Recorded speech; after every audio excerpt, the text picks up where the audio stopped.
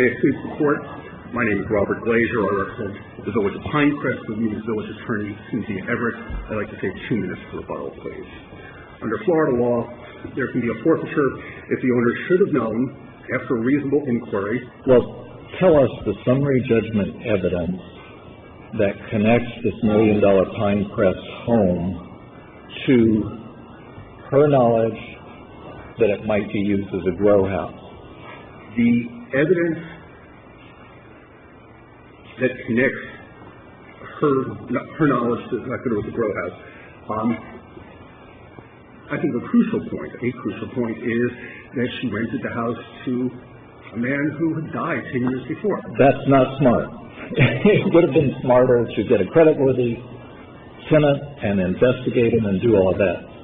That doesn't invoke the forfeiture statute. The forfeiture statute is invoked when she gets some knowledge and either willfully ignores it or investigates and says, well, I need to rent more than I want to run to the police, but has some knowledge of the crime, and it says the crime. You know, that's the problem. The statute says the owner should have known after a reasonable inquiry that the property was likely to be employed in criminal activity. Mm-hmm. Criminal activity. Just by renting a house to someone you don't run a credit check on, how does that satisfy that requirement? Well, if the standard, to solve this question, if the question is the person has to have actual knowledge of criminal use of the house, we can't show that now. There's no doubt we cannot show that. The question is, should have known after a reasonable inquiry. Now, if somebody tries to rent your house in the name of someone else, and that person is dead for 10 years. For many years, died in a shootout. Fake driver's license. You've got some good facts. I think the hard part is getting from those facts to involvement in criminal activity. Well, the question, if a dead person is trying to rent your house and you rent it to them, and a reasonable investigation would have taught you this person has been dead for 10 years. They've got a facially invalid license, not a facially valid license, but an invalid one. Good for 13 years. That's not the law. But your beginning premise is, if a dead person is trying to rent your house, a person is trying to rent your house. Anyone comes, you own a home, you want to rent it, and someone comes and says, I want to rent it. Dead, alive, whatever. They come to you and say, I want to rent it. You don't know if the person they're renting is dead or alive, and you decide not to run a background check and not to run a credit check. And then, lo and behold, something illegal happens on your property. Is that enough for you to forfeit your property? I think the answer is yes. There's a little bit of a tweak to the question. If the person who is trying to rent the home obviously doesn't show up at the door. If someone else shows up at the door, you don't get any identification of that person. No identification of the person who's there at your door. The supposed wife. That's pretty unusual. And the supposed wife is not going to be on the loose. Correct. I'm going to rent this house to my husband. Here's a facially not valid license. You get no information from him. If you had conducted a reasonable investigation, the statute says, knew or should have known after a reasonable investigation. If you had conducted a reasonable investigation, but isn't the ending point, though, of what you're saying that every landlord now has an obligation to determine whether the driver's license is valid, whether the person is who he or she says? You're imposing a duty that I don't think is there, because the truth is that at this moment in Miami-Dade County, you can lease to anybody you want to on the basis of a handshake. Well, and to someone who's not that person. I rented a condo for my mother right here.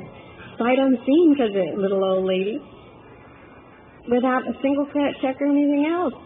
I hope she's not operating a grow house in her condo, but, there's no requirement for the landlord to have done anything. And for folks who pay in cash, as this tenant did, if you say you're X, but you're really Y?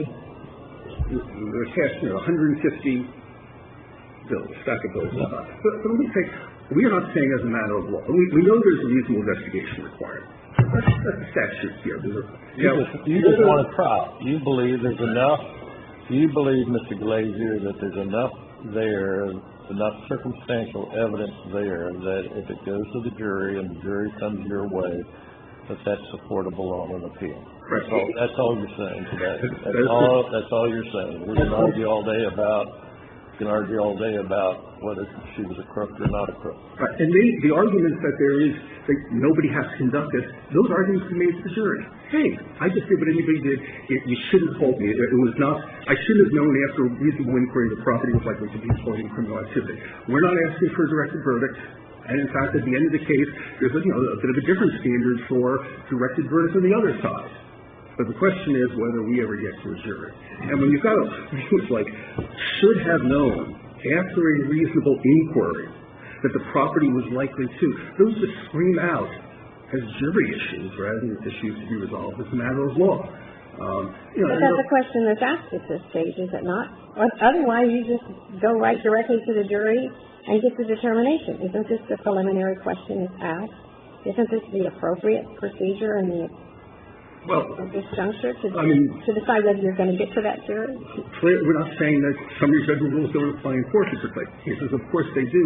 But the question is whether this innocent owner issue, which turns on should have known, reasonable inquiry, likely to be employed, it's hard to imagine language that would be less amenable to summary judgment. Now, if there was absolutely nothing, if in fact there didn't some investigation conducted, or it wasn't a dead man, or the license was facially valid, or there wasn't, or she had asked for a license from the person who she met, as the so-called Mrs. Herrera had showed a valid license. And any of these steps along the way, there would be a better argument for summary judgment. If you didn't have the next red flag, which by itself wouldn't be a basis for forfeiture, but paying $3,000 in cash, $150, $20 bills, all of this is enough to present a jury question. I can't tell you the court, this is a slam dunk. I know that we're going to win before a jury. I don't know what the jury. We'll have this evidence, we have some other evidence. Does the general proposition that forfeiture statute should be strictly construed by any part at this stage of the proceeding? No. Why not? We're not really talking about interpretation of the statute. Should be the statute be interpreted this way or that way? It's really a factual application. The law is pretty clear. These are not, these issues are resolved by a jury.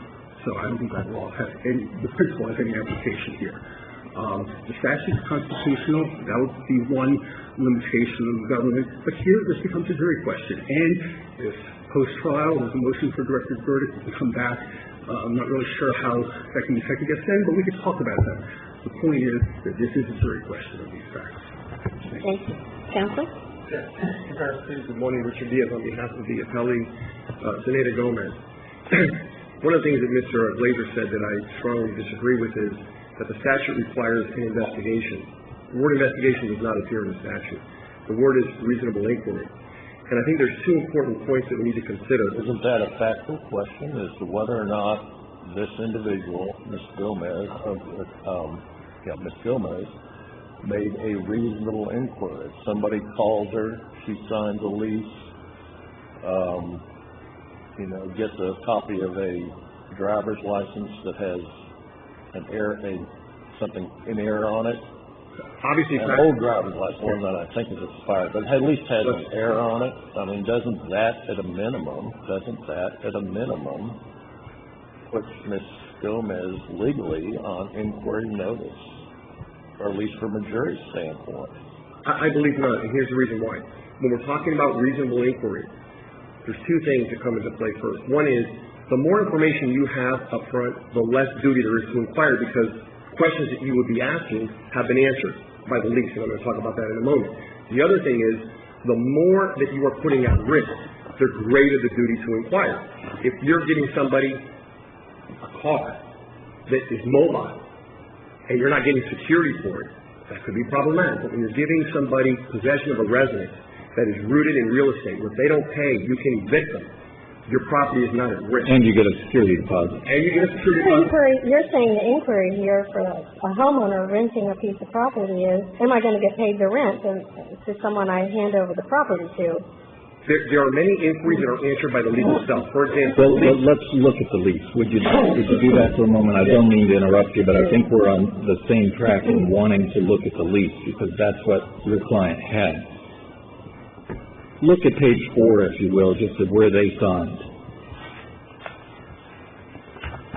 And tell me, if you can, who, and I didn't see it in the record, but whose signature is being notarized? Rolando Herrera, the tenant, who after the fact we learned was dead or did not exist at the time. That's not a lawful notarization, is it? Well, It doesn't say the state, the county, it doesn't say somebody personally appeared, it doesn't say the driver's license number, and attaching a copy of a driver's license is not the be-all, end-all either. Understood. When we're talking about a non-lawyer, a person who's simply a property owner who... Well, doesn't the record tell us that your client was a licensed mortgage broker in Florida? Right, but And doesn't it tell us that she was the head of she was the finance director at used car places where you notarize certificates of title? yes. So, I mean, if inferences are taken from that, isn't there an inference that this is squirrely, bizarre? I don't think it's fully bizarre. It's a notarization which she relied upon. I mean, she's not a notary. She doesn't know the particular facts or legal requirements of notarization. If she were a notary, I would agree with you. But the fact that she has been employed in different areas where notarizations have been required doesn't mean that she would know all the intricacies. So you don't think the licensed mortgage broker would know what a real notarization looks like? Not necessarily. I mean, and it would depend on how much contact they have with notaries. A lot of times people do real estate contracts. They send them out to Well, she's buying and selling $1 million houses, no?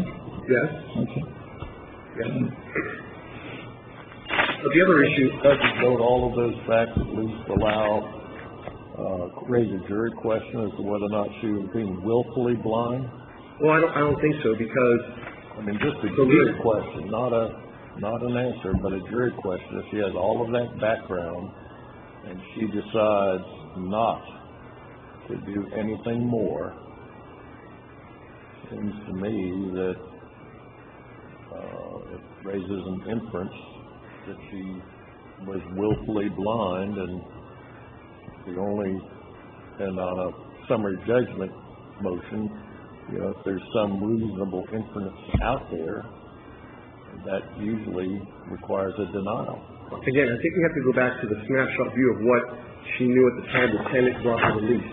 I think one of the problems with... Well, we also need to include in that her level of sophistication and knowledge, as Judge Salter said. She puts up a for sale sign on her property. Who knows business. And she acts like a businesswoman. She puts a for sale sign on her property. She gets a call. Ms. Herrera comes to meet her. She said, I want to meet your property. How much you're asking. They negotiate a price. She insists on a lease. The lease answers a lot of questions. The lease allows her to go into the property. Right? So had she said, can I go into your property? She would have said yes. But she didn't have to ask the question because the lease allowed her to do that. Are you going to break the law on my property? She doesn't have to ask that question because the lease says, you, the tenant, will comply with all of the laws in the state of Florida when you lease the property. I think it's important to understand that the lease and the obligations the tenant undertakes under the lease answer a lot of the questions that the statute would otherwise require to answer. What about the next fact, which is that after the lease is signed, she doesn't stop by and observe the property, do any kind of walkthrough to see how her tenant is treating her $1 million home in Pinecrest, which she says she's going to knock down and build something else. I understand that, but how does this record explain why this landlord in the area, who lives and works in the area, would not go by to look at how this tenant is doing? There's 3 reasons why. Number one, the lease also has a provision that requires the landlord to give peaceful, quiet use and enjoyment of the premises to the tenant. She just can't come by willy-nilly and say, let me go through your house. She'd have to have some reason to want to do that. Number two, this lease was only in place for 2 months when the violation was noticed, when the Pinecrest lease came to the property. It's different if the lease had been in effect for 10 or 11 months. She's now getting close to the termination of the lease. That's when the landlord wants to make sure that before the lease ends, the property hasn't been damaged. So she cannot just go in there for the sake of going in there. And there's nothing in this record that shows that she had any reason to believe that the tenants were doing anything wrong. So for those two reasons, she really had no need to go there. And I think it's also important to understand that this record shows, and her husband's testimony, even though it's not his intent that we're looking at, but the record shows that this property was unique in terms of its subdivisibility. And what their intentions were was to demolish this house, subdivide the lots, build on lot one, recover all of their costs and investment. The profit was going to come out of property two. So she says, and her husband says, it really didn't matter to us what was going to happen to this property. As long as they paid the rent, once the tenancy terminated, we were going to have our permits in order, we were going to demolish. So as long as she doesn't put any anthrax there, it's okay. Well, but if you're going to demolish it, it doesn't really matter if the tenant takes a hammer to a wall while they're there. At the end of the tenancy, you're going to demolish it anyway to build a new house. Thank you. Well, there was testimony that they were going to demolish it. In any event, because of the economy, they weren't demolishing it then. This is the second rental, so if the tenant had actually start tearing it down, that would be of some interest. At the very least, that creates a jury question. The arguments that are made here, they're good jury arguments, perhaps, but in fact, there are jury arguments. The question is not simply what she knew then, but what she should have known. The language from one of the cases is, can't be enough just burying their head in the ground. There's evidence here that presents a jury question. We ask for reversal. Thank you. Thank you.